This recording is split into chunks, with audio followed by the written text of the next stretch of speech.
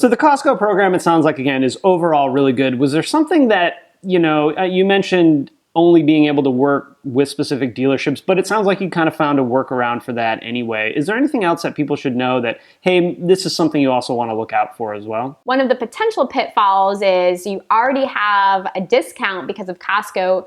Perhaps negotiating might be more difficult if that's something you want to do. I know that one of the bonuses was you don't have to, but in all honesty, you really should. Right. And it doesn't hurt to ask. It doesn't hurt to ask, right? They can always say no or counter offer. So that could be a drawback. And then, you do have to do a little bit more legwork on being able to identify if you really like a dealership and the Costco program didn't send you there, making sure that either the dealership's part of the program and you just didn't get sent there because of your zip code, or if they're not part of the program, will they honor that price? And, they may say no. So I know you're still like riding the high of this brand new car. So this may be sort of a question you don't have the answer to today, but if in 3 years or 5 years you had to get another new car, do you think you'd use this program again? Absolutely. I mean, I think it would be silly not to in a lot of ways. And I'm highly recommending it to anyone who's a Costco member just to explore, because again, the more you know, oftentimes the better price you'll get, the better car you'll get, and again, more power to you to have some agency in the process. And even if you don't end up using that specific dealership or buying that car you told Costco you would, at least now you have that extra bit of information and that one more resource, just like, cars.com or Edmunds or the crowdsourcing thing, just one more bit of information to help you make a good decision. Right. In this process, Katie, was there anything that came up where you're like, where the hell did this come from? Like, I didn't even expect this, because there's so many pieces to buying a new car. There's the research, there's the negotiation, there's finding the car. Then you get in the finance office and there's that. Do you need an extended warranty? Do you want the package that'll fix your wheel if you curb it or replace your key? Because those are crazy expensive now. Were there any things that came up where you're like, I'd never even thought of this? Not really. I think one of the most surprising pieces was just how, cars that seemingly have so many similar options could be so vastly different in price. Yep. And so how much does, the name itself lead into that? I think one of the surprising things from my personal experience too was how different of a drive I'll pick the Mazda and then the Honda CR-V. To me, as someone who hadn't really experienced both of them in depth, kind of thought they were pretty similar in cars, but quickly learned after driving how different they were and how they handled. So I think I really never gave a lot of weight before to the importance of the test drive, which I know a lot of people do, but that can be, intimidating, because then you feel like, well, I test drove it. Do I have to buy it now?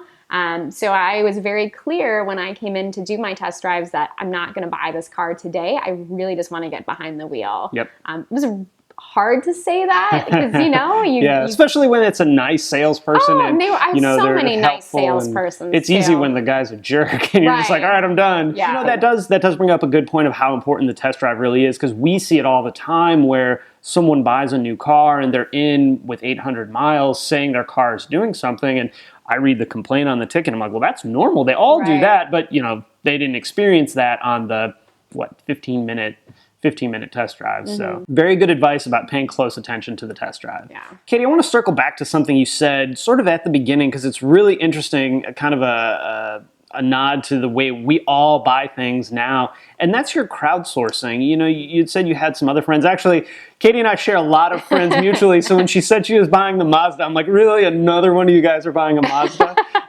But think about how important that is, that now you have a group of friends that have experienced this product. How important was their input? To me, that's the reason that you bought it. But, maybe not so much. No, you're right, Charles. Even, just hearing from folks like, this was a really good car, this is why I bought it. It's important because you can read all the reports you want and you can hear the great pitch from the salesperson. But at the end of the day, like, what your friends say matters. Sure. And so when a friend was like, you should really look at Subaru, I was like, whoa, well, I didn't even think about Subaru. Tell me more. Or you should go to this dealership. Or you sure you really want to pick that car? It's funny how much of an impact that can have on our decisions as consumers, because that's just their experience. There's no guarantee that the car that I drive off the lot will be anything like Absolutely. theirs.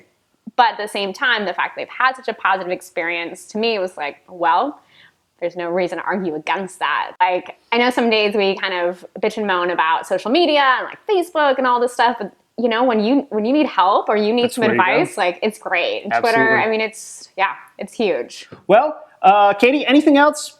Any other car buying advice from a first-time car buyer?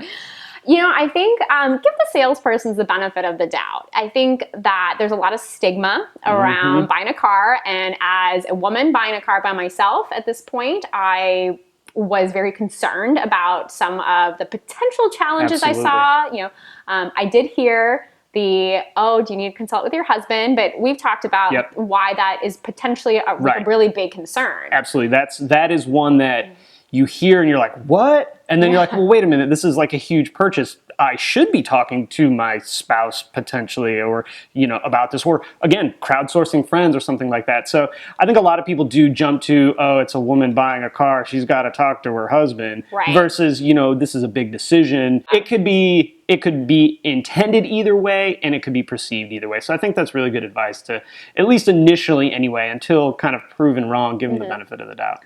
And I interviewed all my salespersons. Really? Yeah. I asked them what cars they have driven. I learned about their families and I asked them kind of how they felt about working, how long they had worked at that dealership, what was their relationship with the dealership.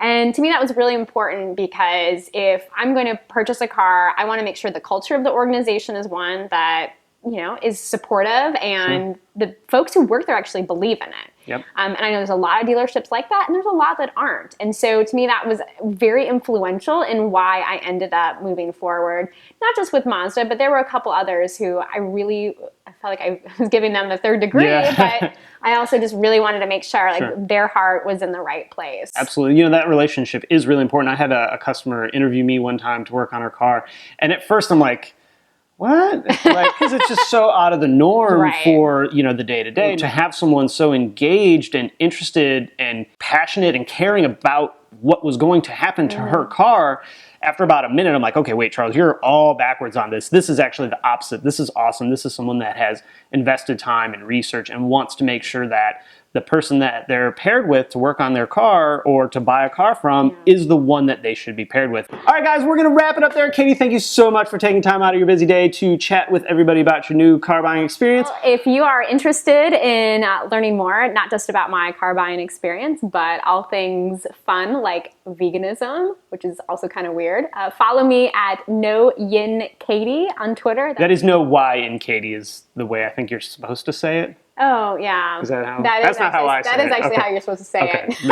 But no one says it like that, except for you. Hey, if you like the video, throw it a thumbs up on YouTube. I always appreciate that. You can also subscribe on YouTube or on the blog at humblemechanic.com. You can follow me on Facebook, Twitter, Instagram, the blog, obviously here on YouTube. You can also follow Katie on Twitter at NoYinKatie. All right, guys, we're going to wrap it up there. Thanks for watching, and we will see you next time. Well, we might not see you next time, but I will see you next time. Katie, we forgot to talk about the beer of the day. Oh. So, beer of the day is Honor System from Finch's Beer Company, and it's actually a collaboration with a local beer store that some mutual friends of ours own.